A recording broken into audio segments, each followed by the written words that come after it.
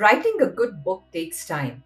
You may have the first draft ready in 4 weeks or maybe even 2 weeks, but that's when the challenge begins. Be it fiction or a business book or even a self help book, unless the draft is cut well and polished over and over again, it won't shine like a diamond. Here are 7 common problems that most writers of quality face. You have it all in the head. You can see your entire story in motion picture in your mind's eye. And it is all playing out so well. But wait, where do you begin? The beginning, the middle, or the end? It's a common confusion many writers face. I do too at times. Trust me when I say this, the rule is what suits you best at that moment. Some may find it easier to develop the plot and move to the fringes. Some may prefer beginning from the first chapter and developing the plot as they go along. Some prefer writing the beginning and the end and then bringing them together towards the plot. This said, always do what makes you feel good. If you enjoy describing the scenes and the settings first, do it.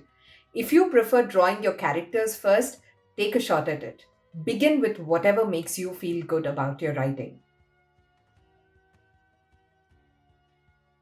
It is very rare that the first draft is the best draft. Every good writer over scrutinizes all that he or she writes. Sometimes the scrutinization reaches a stage where it begins to even grate on your own nerves. Leave the constructive criticism to come from your initial group of readers that you have formed to read your draft. You have multiple ideas and are worried about what works best. Let me tell you one thing, no idea is a bad idea. Jot down your multiple ideas or versions of your story and run it past your team of mentors. See which gets voted well and which one you can relate to the most.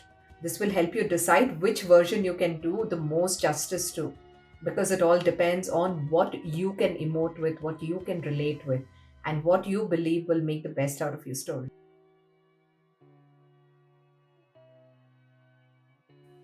At times while writing, you may suddenly begin to feel that a particular piece of writing doesn't add much value.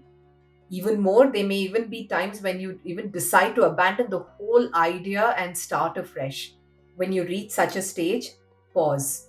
Go back and look for that point which has made your mind take a complete U turn. Try to edit it and see if it fits into your original storyline.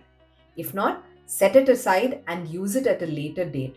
You never know, it might either come to use in the same book or it may come to use and in a different book altogether. With all the time that you spend on writing, you may begin to feel a bit left out and isolated.